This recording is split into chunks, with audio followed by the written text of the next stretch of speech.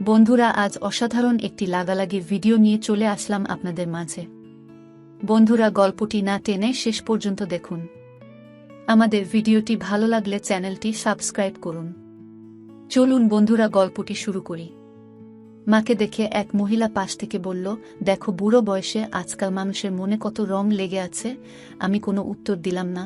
পাশ থেকে নিতু বলল, হ্যাঁ আন্টি, আপনাদের তো জীবনের সব রং মুছে গেছে, তাই হয়তো মানুষের রং দেখলে হিংসে হয়। মহিলার মুখের উপর এমন কথা বলায় কথা ঘুরিয়ে নিয়ে বললেন, আমি যে তেমন দোষ করে বলি নাই। এই মহিলা ভেবেছিলেন আমরা কিছু শুনি নাই। তিনি মুখের উপর এমন কঠিন জবাব পেয়ে যেন পরাজিত হয়ে গেলেন। আমার বন্ধু হালিমের বিয়েতে এসেছি আমরা, সাথে মা এসেছে। যখন স্কুলে পড়তাম তখন আমাদের বাসায় প্রায় দিনই আসত। হালিম আমাদের বাসায় এসেছে, আর ভাত না খেয়ে গেছে এমনটা কখনো মা হতে দেয়নি।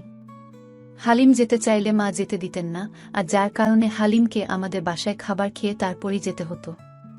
অবশ্য হালিমের আমার মায়ের হাতের রান্না নাকি অনেক পছন্দ। আমাদের বন্ধুদের ভিতরে একমাত্র বাকি ছিল বিয়ে করবার হালিম। অবশেষে ওর বিয়ে ঠিক হয়েছে।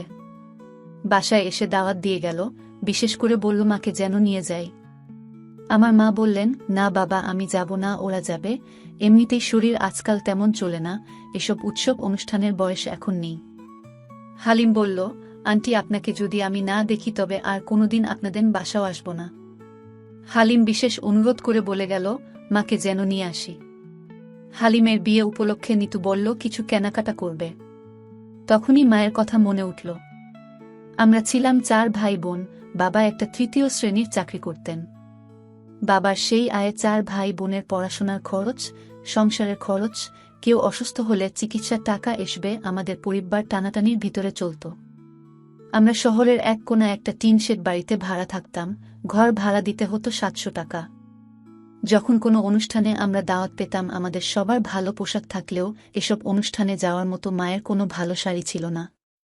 বড় আপার জন্য নতুন জামা কিনত, ভাইয়ার জন্য জুতো, আমার জন্য শার্ট, ছোট বোনের নতুন পোশাক দরকার হতো। মা কখনো নিজের জন্য বলেননি। মা যা করতেন, পাশের বাসার এক আন্টির থেকে একটা শাড়ি ধার নিয়ে চলে যেতেন। মায়ের জন্য একটা ভালো শাড়ি বাবা কখনো কিনতে পারেননি। বাবা যদি বলতেনও মা নিষেধ করে বলতেন, আমি কি সবসময় যাই, বছরে 2-1 বার যাই, সেসব আচমা ভাবির শাড়িতেই চলে যাবে। বাবার অফিসের এক স্যারের ছেলের বিয়ের দিন মা যে শাড়িটা পরেছিলেন, সেই শাড়িটা আচমা আন্টির। শাড়ির একপাশে তরকারির ঝোল লেগে নষ্ট হয়ে যায়। সেবার আচমা আন্টি মাকে কিছু কথা শুনিয়েছিলেন। মা বাসায় আসবার পরে দেখলাম মায়ের চোখে পানি টলমল করছে। এর মাসখানেক পরে বাবা কিছু টাকা জমিয়ে মায়ের কাছে দিয়েছিল একটা শাড়ি কিনতে। তখন আমার বড় আপার জ্বর হয়, বাবার কাছেও টাকা ছিল না। মায়ের শাড়ি কিনবার টাকা আপার চিকিৎসার খরচে চলে যায়। মায়ের শাড়ি কেনা হলো না। এরপর আর মা কারো শাড়ি ধার করেননি। তাছাড়া মা বাবার সাথে বিয়েতে যেতেন না। আমরা 4 ভাই বোনের ভিতর থেকে বাবার সাথে দুজনে যেতাম। মাকে শাড়ি কিনে দেবার মতো এখন আমাদের ভাই বোনের সবারই ক্ষমতা হয়েছে। যদিও বাবা সেই সুন্দর সময় দেখে যেতে পারলেন না। বড় ভাইয়ার যখন চাকরি হলো, এর 2 বছর পরেই বাবা পৃথিবী থেকে চলে যান। আমার বাবার জীবনের পুরো সময়টা অভাবে আর টেনে টেনে চলে গেছে। মাকে রঙিন শাড়ি কেউ দিলে সেসব পরেন না, সেই শাড়িগুলো বেশিরভাগ সময় নিতু পরে। মায়ের এখন উজ্জ্বল রঙের কিছু পরতে ইচ্ছে করে না। নিতু যখন শপিং করবার কথা বলল, তখন আমাদের সেই টিনশেডের দিনগুলোর কথা মনে পড়ে গেল। কোথাও দাওয়াত থাকলে মায়ের শাড়ি ধার করবার দিনগুলো ভেসে উঠল সামনে। মায়ের জন্য 5200 টাকায় একটা শাড়ি কিনলাম। শাড়ির বিল যখন পরিশোধ করতে যাব, আমি টের পেলাম চোখে পানি এসে গেছে। আমি বড় কঠিন মানুষ, সহজে কাঁদি না। বাবা যেদিন সন্ধ্যায় মারা গেলেন, আমার সব ভাই বোনেরা কাঁদলেও আমার চোখে পানি আসলো না। আমি কিছুতেই কাঁদতে পারলাম না।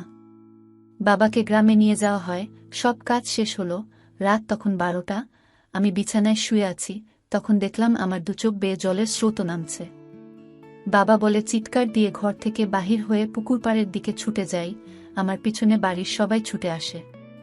গোটা রাতে আমার সেই কান্না থামল না। চিৎকার আর কান্নায় পুরো গ্রামের মানুষ সেই রাতে বাড়ির উঠোনে চলে এসেছিল। মায়ের জন্য শাড়ি কিনবার সময় কোথা থেকে পানি এসে চোখ ভিজিয়ে চলে গেল। নিতু বলছে, তুমি কাঁদছো কেন? আমি বললাম, চোখে পোকা গেছে মনে হয়। বিয়ে বাড়িতে যাবার জন্য মা একটা হালকা রঙের শাড়ি পরেছে। নিতু তখন আলমারি থেকে মায়ের জন্য কেনা শাড়িটা নিয়ে এসে মায়ের হাতে দিল।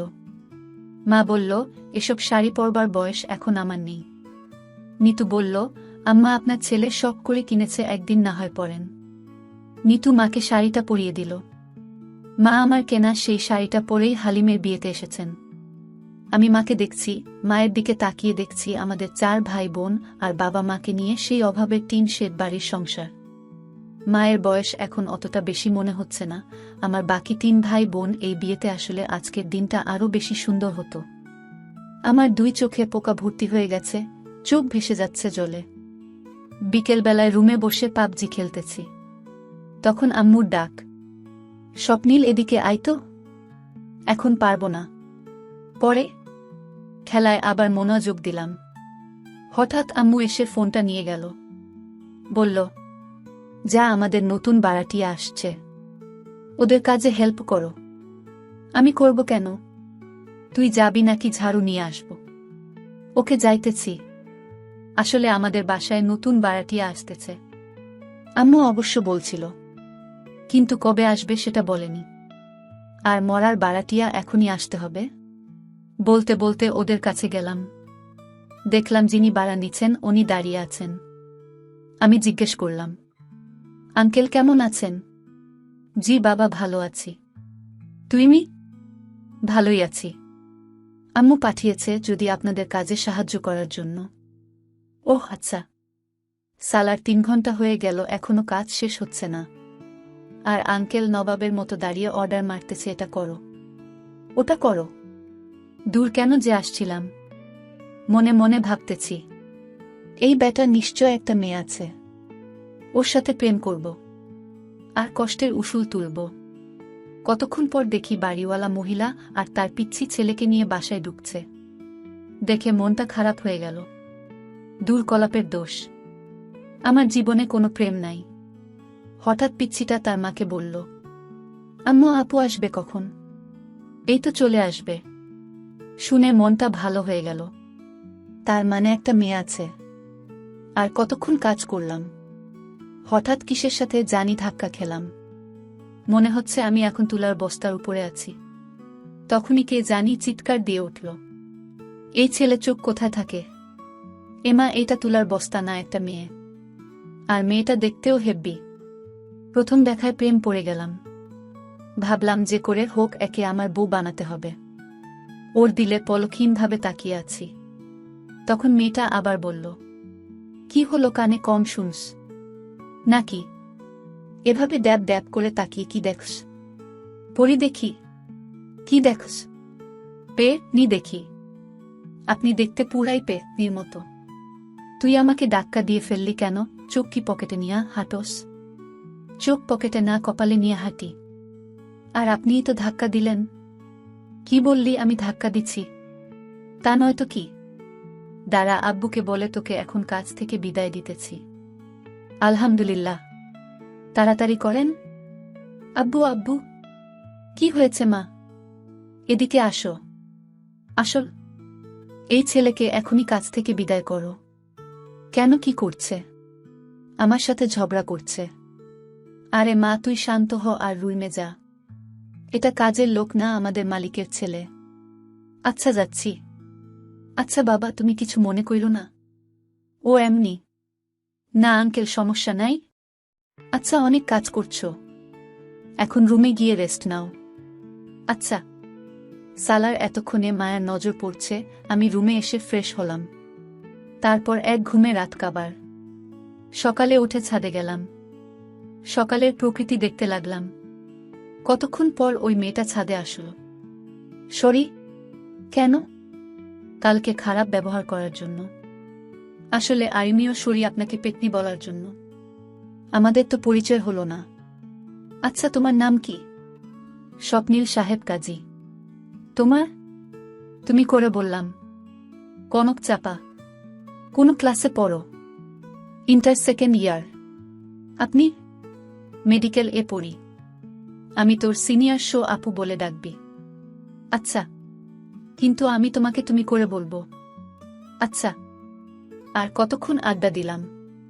পরে রুমে এসে বসে আছি, হঠাৎ কনকের আম্মু আসল, আর আমাকে যা বলল তা হলো।